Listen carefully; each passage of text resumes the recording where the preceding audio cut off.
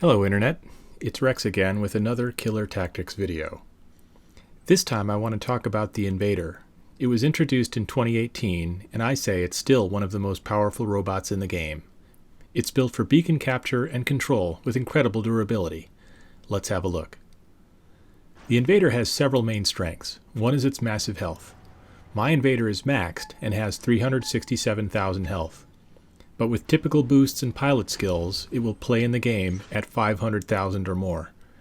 This is like having another Titan in my hangar that I can bring into the game at any time. The Invader has a special ability called Incursion, which is primarily a jump. The Invader has a very long and very fast jump that covers 221 meters in 5 seconds.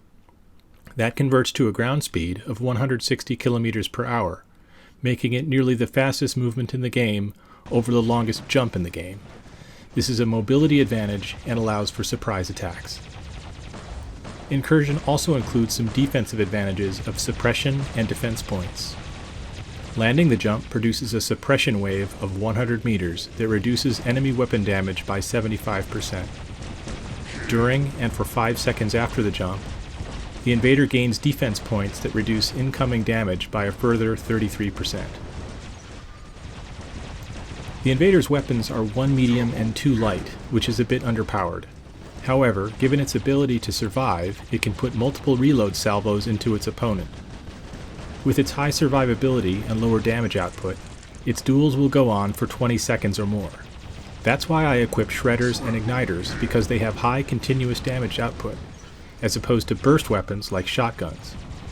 When my opponent is using burst weapons, I'll survive their short initial salvo and then easily outlast them.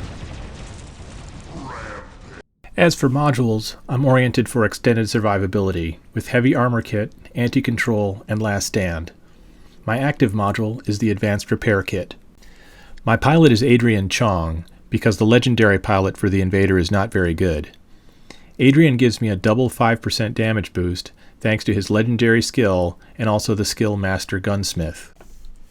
Repair skills are especially valuable for an Invader because they repair a percentage of the robot's initial health. For an Invader, that's quite a bit. When both the mechanic and adamant mechanic skills are active on my Invader, they will heal 7,500 DPS. That's the same as the continuous damage output of 3 level 9 cryos.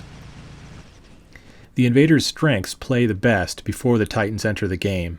The Invader's best role is beacon capture and control, which is the priority at the beginning of Beacon Rush.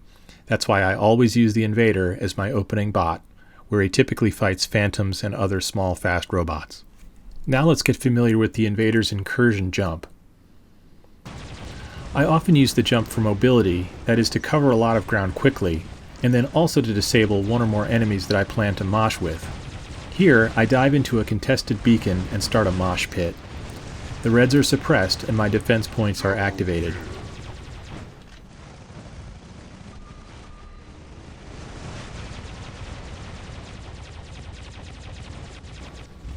After 15 seconds I jump a second time, this time straight up. It's just to reactivate suppression and defense.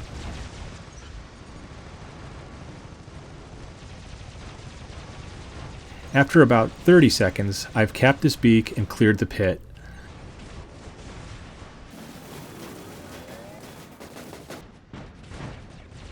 I will try to repeat this process with a long jump to the center, but I'm too damaged and there are too many reds to do it again.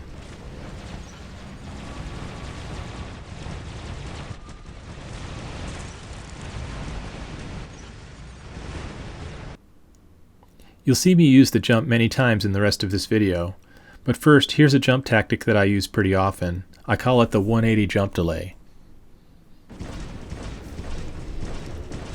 This is a maneuver that I use when a bot activates a special ability or attacks me with a burst weapon, rockets, or flame. I jump directly at and over my opponent while spinning 180 degrees. My opponent will have a hard time targeting me during the jump and will be suppressed when I land. The jump lasts 5 seconds and will consume about half of the ability time of most bots. It will probably also break any lock-on for weapons like a Scourge.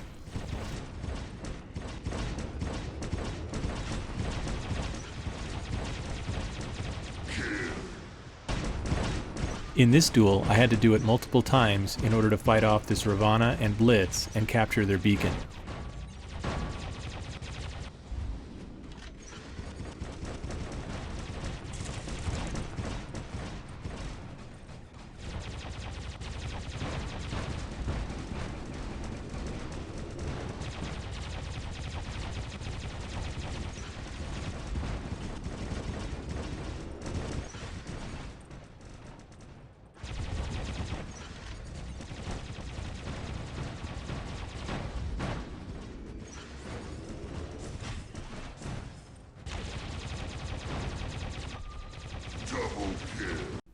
For this section, I'm going to review the best way to duel different types of bots.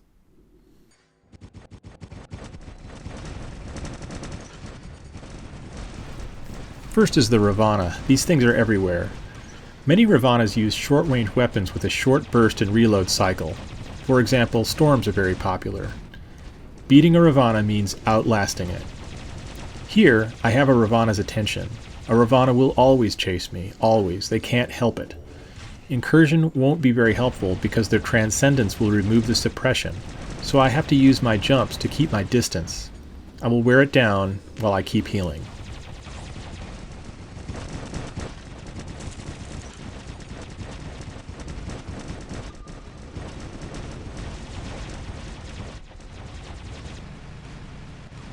When battling an Aojun, I do something that might be counterintuitive. I save my jump until it lifts off, and then I jump directly at it.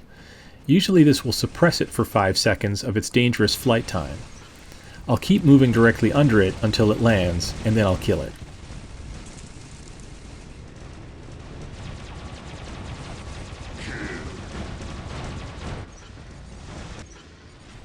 Here's another example.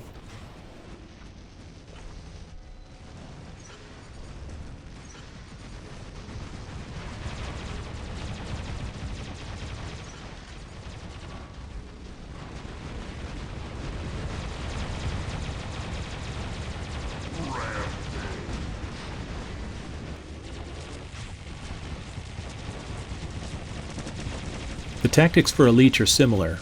I jump at or over it once it activates its repulse power. Hopefully it will spend half of its ability time suppressed while I wait it out.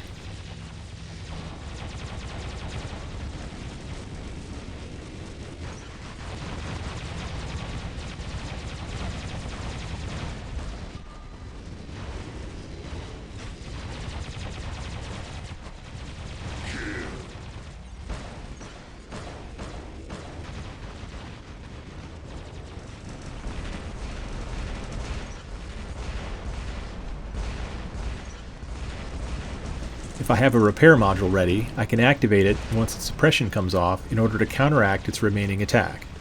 When that works, I can take out a Leech and sometimes lose only 10 to 15% of my health. It's fun to kill Ares and other Pantheon bots. I dive on it and time my drop so that I land directly inside of its shield radius. This will probably suppress it, and then I lock it down with my shredders, making for an easy kill.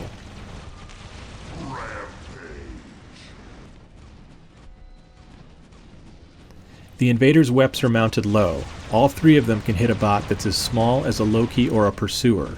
So when fighting a stealth bot, I aim in its direction even when it's invisible. I'll also pin it to the wall if I can. Usually I'll score some hits and eventually kill it.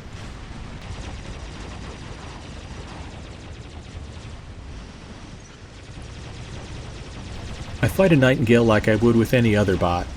I stay under it and jump to suppress it as it lands. It is possible to jump directly under a Nightengale and nudge its altitude just high enough to push it out of beacon capture height, but I've only done that once, so I don't try it anymore.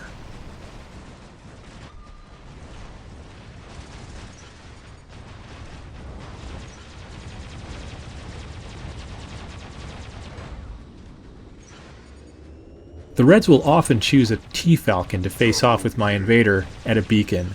This becomes a sumo wrestling match to see which one of us can push the other out of the ring. These 2 bots have identical pushing power. However, if I lock the Falcon, it loses its pushing power and I can push it out of the beacon ring. I can also get an extra push if I press up against it and jump. That will throw it backwards about 20 meters. Watch how I lock up this Falcon, push him out, and get the beacon.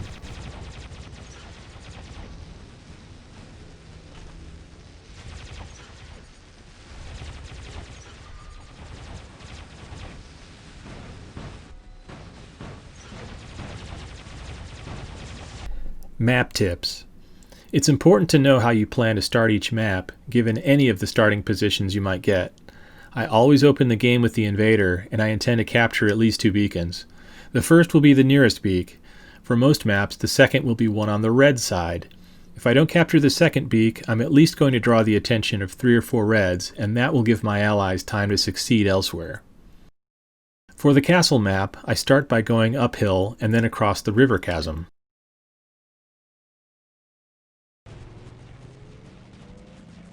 The Invader has such a long jump, it can leap across both the chasm and the defensive screen on the other side. That's what makes this route so appealing.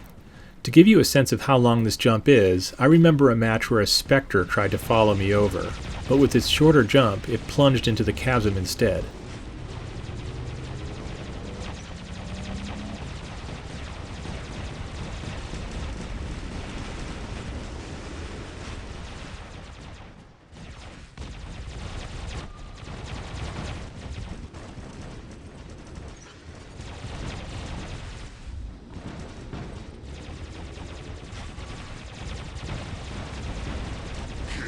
In this game I clear the red beacon and then head downhill for a third one.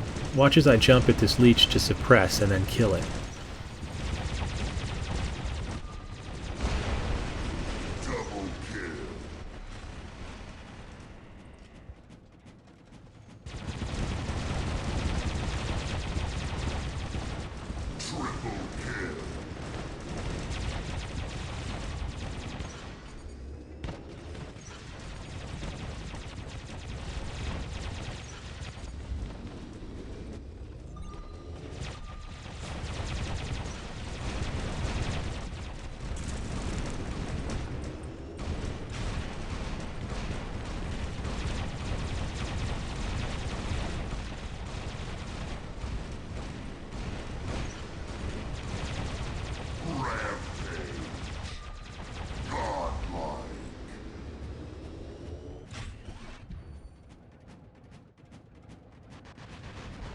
Here comes a Loki in stealth. I will use my low-mounted weapons to engage him.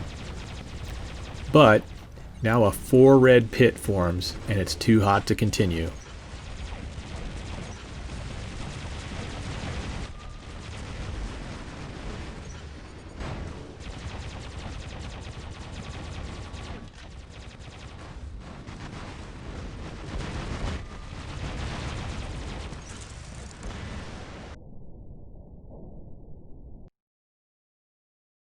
On Moon, I like to jump into the center and then over to the red side. I'm usually too late to capture the center, but I often get a couple kills.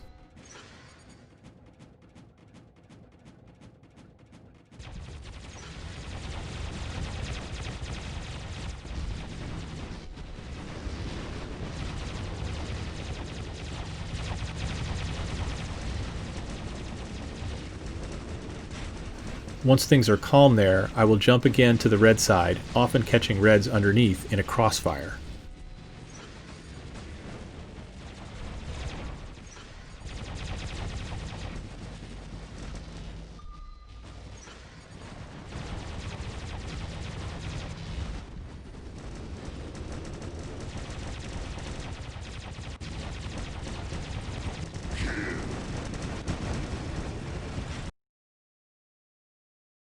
On the carrier map, I like to capture both ends. The first one is easy. The red side, though, often becomes a mosh pit.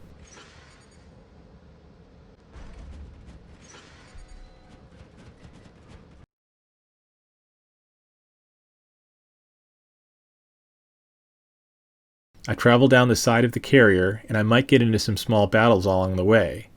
But then I take one last jump to the beacon.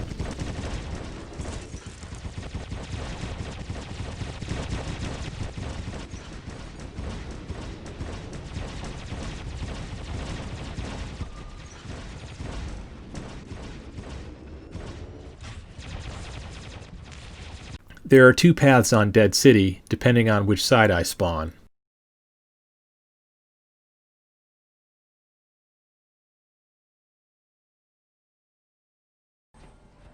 When I go right, I try to place my first jump right between these two buildings.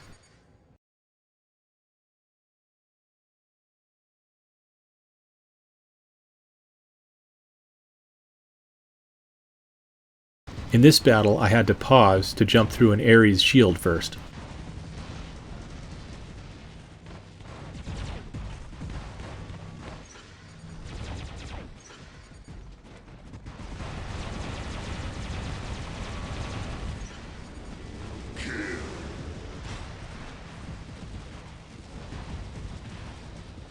After I recharge, I can make a jump up onto the platform. I'll need to jump from just inside the crater in front of it in order to have enough altitude to make it.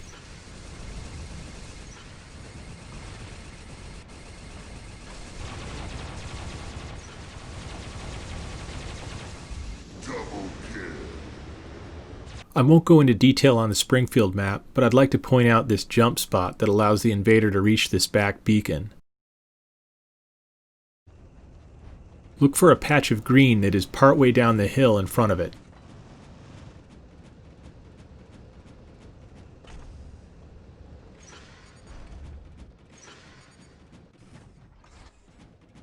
I get into some pretty good mosh pits on Yamantau. If the Reds that I'm facing are from weak clans, sometimes I will let them cap the center before I dive in.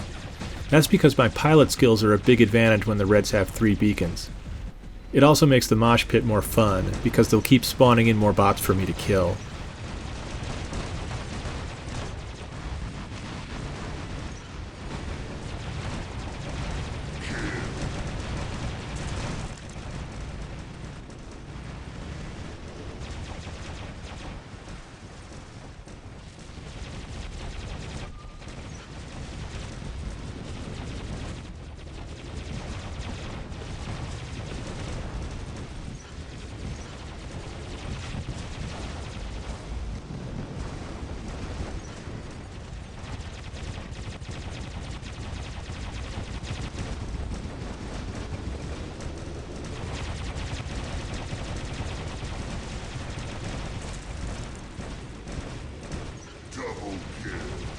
Let's end the video with a look at Dreadnought. After I capture their home beacon, the Reds come at me one at a time and never form a pit. All that does is hand me a quadruple godlike.